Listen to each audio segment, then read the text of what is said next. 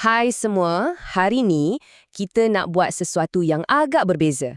Kita akan ketepikan sekejap pemahaman tradisional kita dan bedah satu teks purba ni melalui lensa yang sangat murni, berstruktur dan sangat analitikal. Kita akan tengok bab 15 atau surah Al-Hijj, tapi kita tak akan tengok ia sebagai buku sejarah biasa. Sebaliknya, kita akan layan ia macam sebuah sistem atau sebuah kod sumber. Cuba bayangkan, macam mana kalau teks purba ni sebenarnya bukanlah sekadar senarai peraturan atau cerita dongeng zaman dulu? Macam mana kalau ia sebenarnya satu source code atau rangka tindakan untuk kesedaran manusia? Satu plan struktur yang terangkan sebiji-sebiji macam mana realiti ni dibina dan macam mana minda kita menavigasinya. Menarik kan? Teks ni bermula dengan satu pengisytiharan yang sangat jelas. Alif Lam Ra. Ia tak suruh kita percaya membuta tuli. Ia terus isytiharkan diri sebagai Quran Mubin, sebuah sistem yang memberi penjelasan. Maksudnya, ia adalah alat untuk bawa realiti yang tersembunyi menjadi jelas dan fokus. Ia bagi tahu kita dari awal lagi, ini adalah sistem yang kita boleh rungkai dan faham secara logik. Jadi untuk faham sistem ni, kita akan bergerak melalui 5 fasa pemahaman. Kita mula dengan kod sumber kosmik, lepas tu seni bina kesedaran, kemudian kita pergi ke mekanisme ujian fungsi, ilusi keselamatan material dan akhirnya rangka tindakan navigasi utama. Jom kita mula. Bahagian pertama, kod sumber kosmik. Di sinilah kita mula melihat macam mana alam semesta dan teks ini sendiri diseimbangkan dan dilindungi secara matematik. Sebelum kita pergi lebih dalam, anda kena tahu dulu cara kita bedah teks ni. Kita guna kaedah yang dipanggil tasrif. Maksudnya, teks ni bertindak sebagai kamusnya sendiri. Kita tak perlu bergantung pada tafsiran luar yang dibuat beratus tahun kemudian. Kita jejak je perkataan yang sama di seluruh teks untuk tengok macam mana sistem tu sendiri beri definisi. Ia macam rujukan silang yang mendedahkan betapa konsistennya kod tersebut. Ini bawa kita kepada satu definisi yang sangat penting, zikir. Selalu orang fikir ini merujuk kepada buku fizikal je kan? Tapi melalui tasrif tadi, teks ni tunjukkan yang zikir sebenarnya adalah kesedaran yang sentiasa hidup dan aktif tentang realiti. Teks ni menjanjikan yang kod kebenaran ni dilindungi secara sistematik daripada rosak. Institusi manusia mungkin boleh manipulasikan macam-macam, tapi teras kebenaran ni sentiasa selamat. Sekarang kita tengok pula konsep biqadarin maklum atau ukuran yang dah ditetapkan. Teks ni beritahu, realiti fizikal dan panduan ilahi yang diturunkan kepada kita, semuanya disukat elok-elok. Kenapa? Sebab kalau realiti mutlak yang tak ditapis ditumpahkan ke atas kita semua sekaligus, sistem saraf dan struktur minda kita yang rapuh ni boleh meletup. Serius. Alam semesta ni tak rawak ya. Ia sangat-sangat teratur untuk pastikan kita boleh terus berfungsi. Okey, kita masuk ke bahagian kedua, seni bina kesedaran. Sekarang kita zoom in sikit daripada keseimbangan kosmos yang luas terus ke dalam reka bentuk psikologi manusia. Ini adalah bahagian yang paling menarik sebab ia terangkan percanggahan dalam minda kita. Teks ni bentangkan dua elemen utama.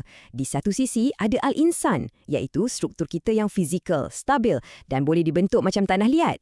Di sisi satu lagi ada al-jan. Ini adalah aspek bawah sedar yang tersembunyi, yang diperbuat daripada tenaga api yang meruap dan boleh memakan diri. Jadi, bayangkan, tanah liat tu adalah penampung kita yang stabil, manakala api tu tenaga emosi dan fikiran kita yang tak menentu. Di dalam seni bina psikologi inilah, peperangan pilihan kita bermula.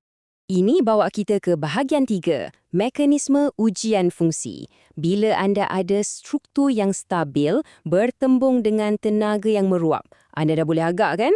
Memang akan berlaku konflik dalam sistem. Mengikut naratif sistem ni, bila bentuk manusia selesai dicipta, semua daya eksekutif di alam semesta tunduk dan patuh pada sistem baru ni. Semua kecuali satu. Iblis atau daya api tadi berkeras tak nak tunduk pada tanah liat. Tapi yang menariknya, daya ni tak dimusnahkan. Sebaliknya, ia diberi fungsi baru dan ditukar kepada syaitan. Dari kata akar yang bermaksud suara yang menjarakkan. Ia direka untuk pancarkan ilusi yang buat penyelewengan dan nafsu material nampak sangat menarik. Ia seolah-olah bug yang bertukar menjadi ciri ujian yang memang direka khas untuk uji kesedaran manusia. Apa yang paling penting untuk kita faham ialah undang-undang entiti ni beroperasi. Teks tu jelas cakap, suara yang menjarakkan ni tak ada sebarang kuasa objektif. Zero. Ia langsung tak ada otoriti atau sultan untuk paksa manusia buat apa-apa. Kuasanya cuma satu je, membisikkan cadangan dalam minda bawah sedar kita dan menghiasi ilusi tersebut. Nak terpesong atau tak, itu perlukan kita sebagai manusia untuk ambil bisikan tu dan jadikan ia tindakan. Kalau kita tak layan, takkan jadi apa-apa. Habis tu, macam mana kita nak pertahankan diri? Teks ni panggil sistem pertahanan kita sebagai mukhlasin. Jangan salah faham, ini bukan tentang buat ritual fizikal tanpa henti. Ini tentang ketelusan dan penjajaran struktur minda kita. Mereka yang ikhlas, bersih dan lurus pendiriannya akan dapati dorang kebal secara automatik daripada suara syaitan ni. Bisikan tu akan melantun balik je sebab tak ada bahagian yang tersembunyi dalam minda dorang untuk ilusi tu bertapak. Seterusnya, bahagian keempat, ilusi keselamatan material. Apa jadi bila seluruh masyarakat gagal uruskan seni bina dalaman ni dan tunduk pada ilusi? Teks ni ada sediakan satu kajian kes sejarah yang mantap. Kalau kita perhati betul-betul, ada satu corak matematik yang berulang dengan ketepatan yang mengerikan dalam naratif teks ni. Pertama, tanda-tanda atau bukti realiti akan sentiasa diberikan. Kedua, manusia yang selalunya rasa dorang dah cukup berkuasa akan tolak tanda-tanda tu. Dan ketiga, akibat keruntuhan tu pasti akan menyusul.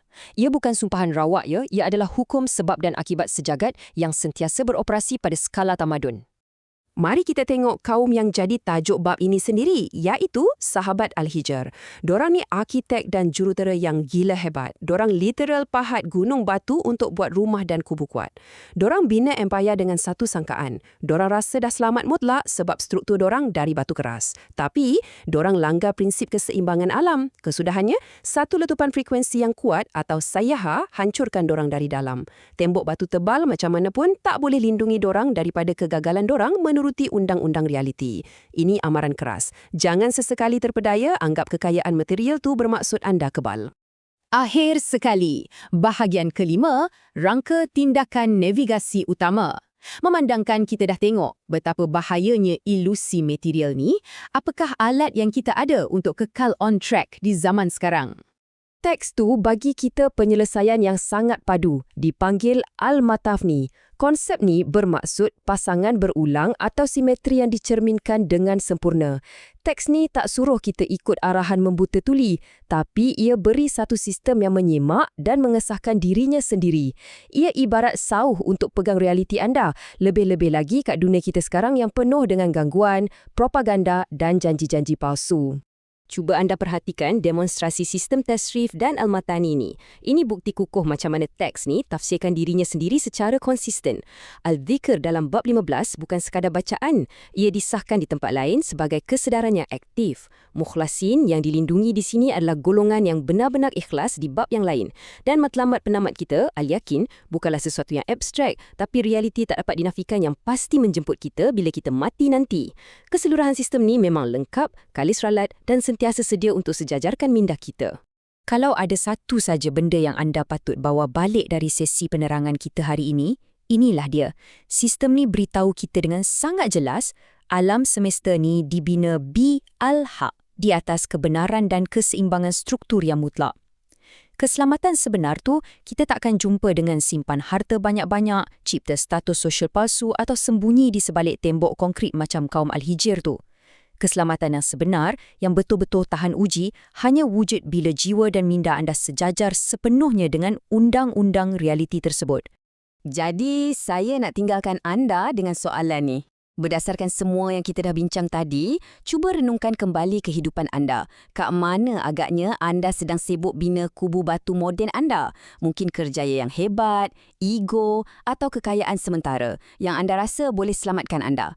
Dan yang lebih penting, kat bahagian minda mana yang anda masih lagi biarkan bisikan-bisikan ilusi masuk tanpa ditapis, yang menjauhkan anda dari kebenaran universal. Fikir-fikirkanlah. Macam biasa, memang seronok dapat selami sistem ni bersama anda semua. Teruskan mencari, kekal fokus dan kita jumpa lagi nanti.